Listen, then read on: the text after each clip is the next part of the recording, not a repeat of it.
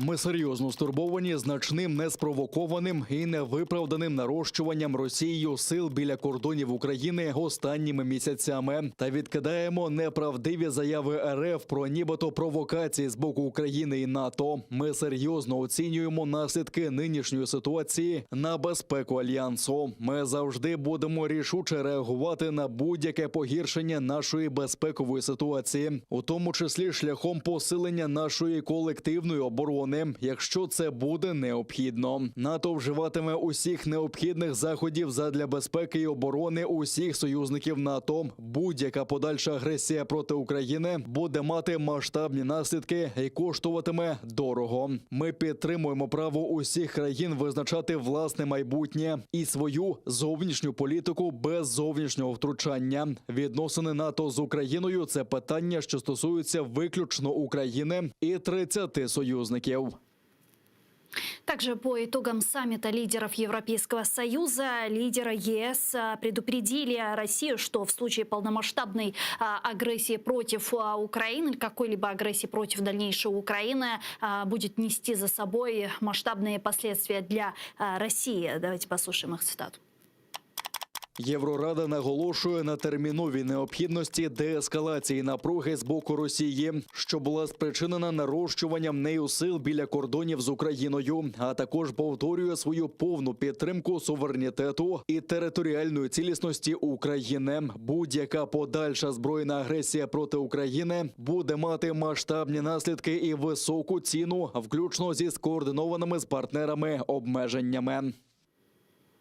Так, среди конкретных действий и возможных последствий в Европарламенте назвали возможное отключение России от международной финансовой системы SWIFT. Давайте послушаем цитату. Будь-який новий пакет санкцій має включати російський офіцерський корпус, причетний до планування можливого вторгнення, а також найближче оточення та олігархів в орбіті російського президента та їхніх сімей. Санкції також повинні включати заморожування фінансових і фізичних активів в ЄС, заборони на поїздки, виключення Росії з платіжної системи SWIFT, націлення на сектори важливі для російської економіки, а також зрив фінансування розвідувальних служб країни. С нами сейчас на прямой связи политический аналитик и глава Центра прикладных политических исследований ПЕНТа пан Володимир Фесенко. Пане Володимире, вітаємо вас. Селям алейкум. Добрый день, витаю вас. Пане Володимире, давайте попробуем вместе подвести итоги и проанализировать ряд встреч и переговоров, которые провел президент Украины Владимир Зеленский в рамках саммита Восточного партнерства, а также в рамках саммита лидеров Европейского Союза. Как вам в целом? Я думаю, що в цілому це був дуже важливий для України візит. В першу чергу участь в саміті Східного партнерства. Тут не очікувалося якихось проривів, і взагалі сам цей формат трохи застарів і має певні структурні проблеми. І вже давно треба було відділити 3 країни, які прагнуть європейської перспективи і мають статус асоційованих партнерів – це Україна, Молдова і Грузія, від інших 3 – це Азербайджан, Вірменія і Білорусь. Білорусь взагалі не брала участі в нинішньому саміті за конфлікту, який є на кордоні між Білорусією і Польщею. Ну і взагалі є суттєвий політичний конфлікт зараз з нинішнім білоруським керівництвом. Але вдалося, зокрема, активної дипломатії України завдяки створенню асоційованого тріо, тобто скоординованої позиції України, Молдови і Грузії, зафіксувати в підсумковому документі от якраз особливі інтереси, особливу позицію і європейські прагнення 3 країн. Я думаю, що це хай маленький, але успіх. Ну і на полях цього саміту вдалося президенту Зеленському провести дуже важливі зустрічі, потрібні і для активізації переговорного процесу по Донбасу в рамках нормандського формату, з новим канцлером ФРН паном Шольцем, з президентом Франції Макроном. Разом з ними також обговорювали концентрацію російських військ на нашому кордоні. І от інше важливе завдання, яке вирішувалось, це спільна протидія, координація спільних дій, протидії російській агресії, для того, щоб стримувати цю агресію. І в цьому сенсі також важливою була зустріч з генсеком НАТО паном Столтенбергом. Так що в цілому, я думаю, що це була дуже насичена програма, яка відповідала интересам Украины. Вот по поводу санкций, озвученных в том числе и Европейским парламентом, в заявлении лидеров Европейского Союза, мы знаем, что Соединенные Штаты Америки и ЕС также согласовали, в принципе, общую позицию по принятию жестких и радикальных санкций в отношении России в случае, если она продолжит свою военную агрессию против Украины. Как вы думаете, это сможет реально сыграть сдерживающий фактор, как сдерживающую роль против России, или же таким образом они открывают последний шлагбаум? Ні, не йдеться про останній шлагбаум. Дійсно, ці заяви мають роль стримуючого чинника. Росію попереджують про можливі і серйозні негативні наслідки. І, до речі, в Росії це обговорюється в певних виданнях і сприймають це всерйоз. Тому, я думаю, от саме стримуючий ефект, він працює. Він спрацював навесні, але зараз, от на відміну від того, що було навесні, і головне, на відміну від того, що було у нас, на жаль, в 2014 році, ми бачимо, що західні країни і такі впливові міжнародні організації, як НАТО і Євросоюз, вони попереджають Росію про негативні наслідки. Цього, на жаль, не було в 2014 році. А от зараз ми такі попередження маємо. І те, що Європарламент ухвалив оцю резолюцію з конкретними дуже, не просто закликами, а з конкретними попередженнями, я думаю, что это теж має важливе значение. Пане Володимире, но не кажется ли вам, что вот такая позиция, она как раз и выгодна России?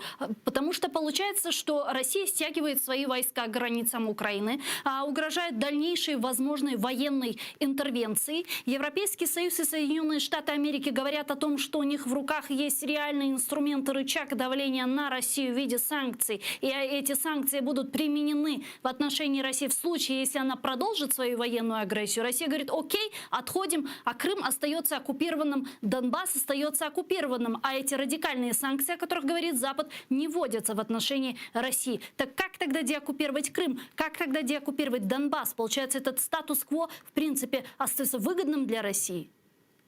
Ні, ну так йдеться ж не про статус-кво, а йдеться про те, що Росія хоче від Заходу публічних гарантій щодо невключення України в склад НАТО, щодо того, щоб Захід не тільки в Україні, а взагалі на пострадянському просторі не проводив ніяких активних дій. Тобто фактично йдеться про фіксацію стратегічну і публічно, офіційну фіксацію того, що весь пострадянський простір – це сфера виключних інтересів Росії, і Захід тут не може ні на що впливати. От про що йдеться. Тому треба тут бути реалістами. Йдеться не тільки про Україну, і не тільки про НАТО. Другий важливий момент. Коли і як вводити санкції? Я нагадаю, що в 2014 році ніхто не погрожував. Ніхто не писав публікації в західних ЗМІ, і окупація Криму і війна на Донбасі відбулася без жодних попереджень. Миттєво відбулася. Ніхто про це не писав. А зараз ситуація трохи інакше виглядає. Другий момент, який я теж нагадаю, тоді санкції вводили постфактум, і то не відразу. По Криму санкції були суто символічні. По Донбасу санкції з'явилися, серйозні економічні санкції, тільки після трагедії за Меч-17. А до цього санкцій не було. А зараз вперше, я от це підкреслю, вперше Захід попереджає. Навіть навесні цього року Захід про це не попереджав, що можуть бути такі серйозні санкції. Ми вимагали по СВІФТу давно конкретних дій, їх не було. І такі попередження, я думаю, вони матимуть ефект. А якщо, от давайте уявимо собі, якщо вводити санкції вже зараз, всі, які можливо, чим це закінчиться, я вам скажу, Росії буде що втрачати. І ядерна війна? Ризики війни проти України, вони стануть набагато більшими, ніж зараз. Тому що Росії нема що втрачати. Окей, а тогда что будет считаться дальнейшей агрессией России против Украины? Сегодня Запад говорит о том, что санкции будут введены в случае следующей агрессии. Кто будет решать, что является следующей агрессией? Является ли, к примеру, очередные репрессии в Крыму следующей агрессией, а сегодня там с утра снова прошли обыски в домах крымских татар? Или Донбасс? Ну или агрессия, это когда уже ракеты в Киеве будут. То есть кто будет это решать? Ні. Я дуже проста відповідь на це запитання. Тут, на жаль, є проблемні моменти, тому що можуть сказати, навіть коли буде розширення бойових дій на Донбасі, можуть сказати, що нема агресії. Але є чіткий конкретний приклад, після якого можуть бути застосовані нові санкції. Це прямі офіційні військові операції Росії, не сепаратистів. Ми розуміємо, росіяни, але під виглядом сепаратистів. Ні, пряме віддання, офіційне введення російських військ, наприклад, Маріуполь, Харків чи Одеса. От це і є війна, коли напряму російські війська будуть вторгатися на територію України. Тут вже інакше трактувати ніяк не можна. А політичні репресії в Криму, вони вже були. І їх не вважають, на жаль, агресією. Тут же проблема в чому? Захід проковтнув і нічого не зробив, коли окупували Крим.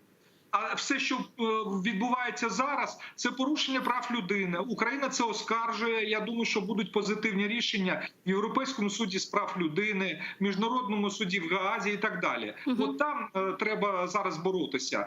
На превеликий жаль, не буде простого, легкого, швидкого шляху деокупації Криму. Це теж треба розуміти.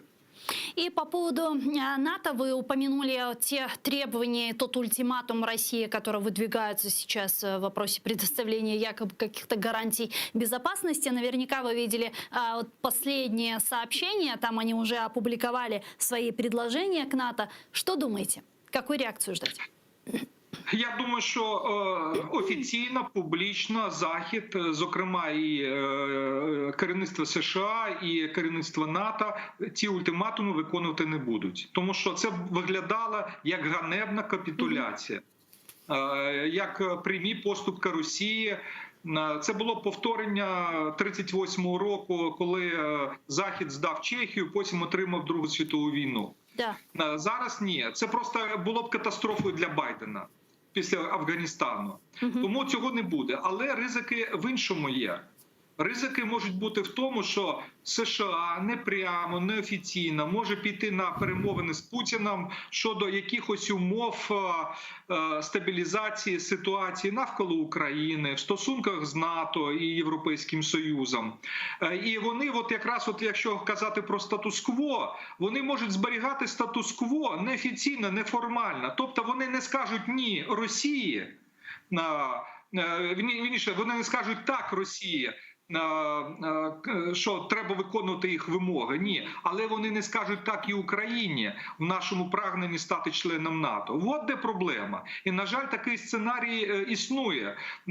І от тут важливо, і це робиться вже, активна взаємодія України з нашими реальними партнерами в ЄС і НАТО. Я маю на увазі і Польщу, країни Балтії, деякі інші країни. І кількість цих країн розширюється. Вони підтримують Україну. І, зокрема, вони критикували Байдена на зустрічі, на переговорах Байдена з Бухарестською дев'яткою. Вони критикували його спробу вести перемовини Росії не з НАТО в цілому, а лише з окремими країнами НАТО. В цьому сенсі, я вважаю, вже є позитивні тенденції. Просто так вести сепаратні переговори з Путіним вже не вдасться.